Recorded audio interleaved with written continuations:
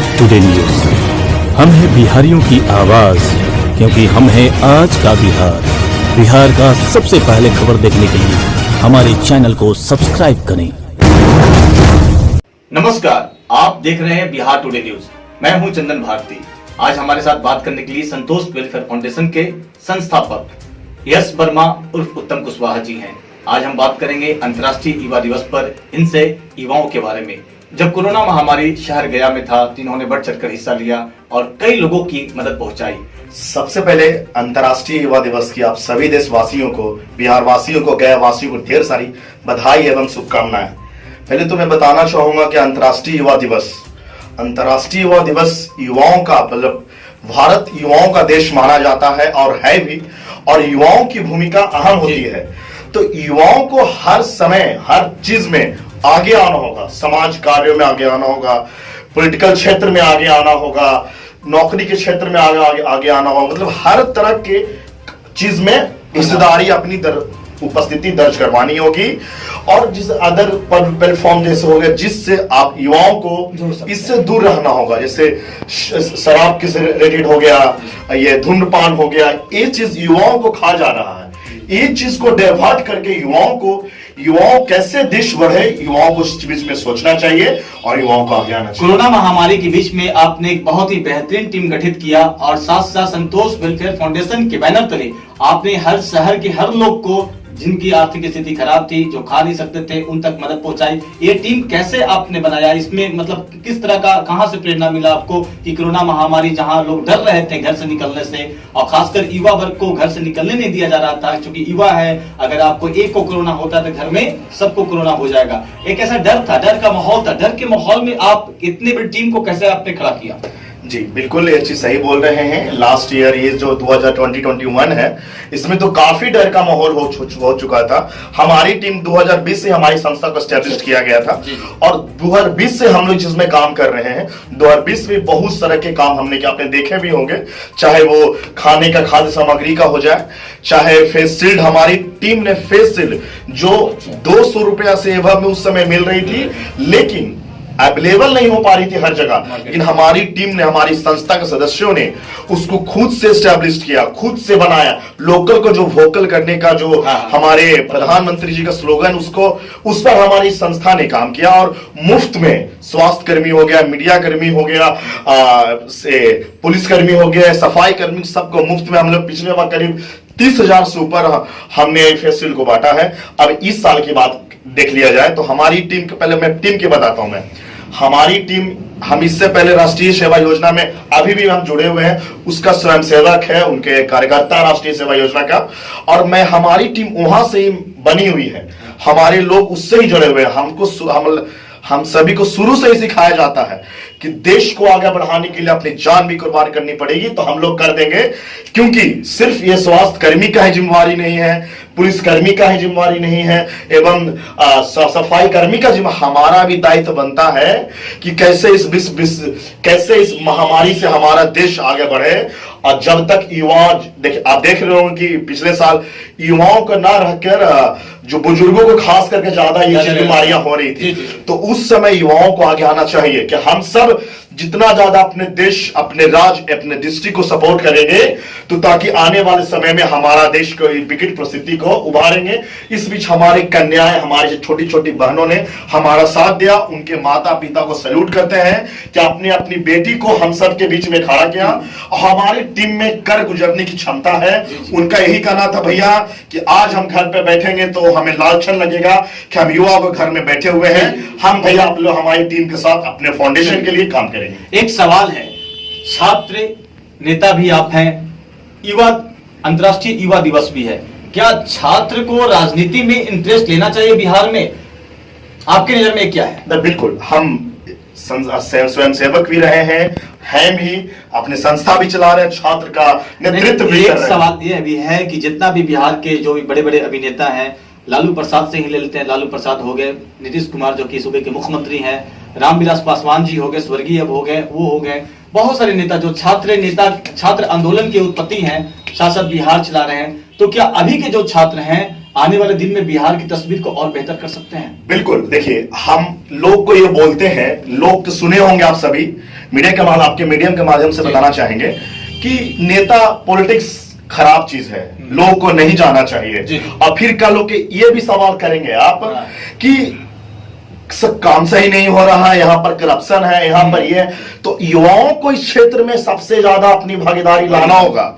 अगर कोई इंटरेस्ट रखता है तो सिर्फ पर्दे के पीछे से ना बोलकर इसमें आप उतरिए, और जब तक युवा उतरे, जब युवा इस चीज में उतर जाएगा तो आप देखिएगा युवाओं का जो भी समस्या, छात्रों की जो मूलभूत समस्या आ रही है, वो हम अपने विधानसभा में अपने नेता आदरणीय मुख्यमंत्री जी के पास हम लोग बात को रखेंगे।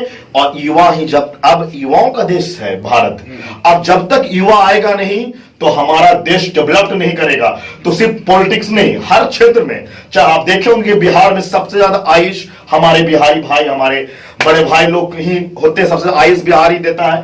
तो अब ये भी होना चाहिए, कहीं ना कहीं ये भी कहा जाता है कि बिहार पॉलिटिक्स के लिए जाना जाता है, इस चीज को, परंपरा को आगे भी बनाना है और गुड पॉलिटिक्स के लिए भी जाना जाता है। देखते होंगे हम ये चीज खंडन करते हैं, एक दुख भी होता है कि लोग बिहारियों को जिस तरह से दर्शाते हैं कि बिहार में बैड पॉलिटिक्स, गलत बात है।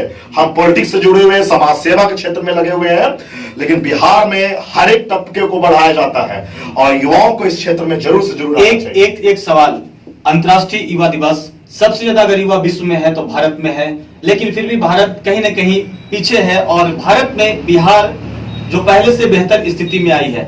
जब से बिहार के मुख्यमंत्री नीतीश कुमार, एक पॉलिटिक्स बात रखना चाहेंगे क्योंकि आप एक छात्र भी हैं और साथ साथ बिहार के कई जिम्मेवार जनता भी हैं, एक सवाल है कि बिहार के मुख्यमंत्री नीतीश कुमार में आप सबसे अच्छा अच्छाई क्या देखते हैं? उनके जो शासन काल रहा है, उन्होंने बिहार के लिए क्या क्या अच्छा काम किया है अभी? देखिए, हमने इस, आप जब एक पॉलिटिक्स से रिलेटेड रख दिए, हम ऑलरेडी छात्र में इंटरेस्ट रखते हैं, छात्र का नेतृत्व करने गया जी लगा, तो मैं बताना चाहूंगा माननीय मुख्यमंत्री नीतीश कुमार जी ने मतलब बिहार का सूरत बदल दिए।